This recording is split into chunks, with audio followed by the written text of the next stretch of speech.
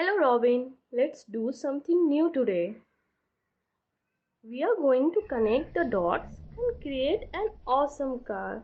Let's start by connecting the dots from number 1. From dot 2 to dot 3, let's draw a smooth curve. Look, dot 4 and 5 are close together. Join them, then add dot 6 and 7 and 8 also. Our car is almost ready. It needs a few finishing touches. Now connect dot 9, 10, 11, 12. The last dots 13 and 14. Join them to complete the picture. Look at that. You have created a fantastic car. Grab your favorite colors and bring your car to life.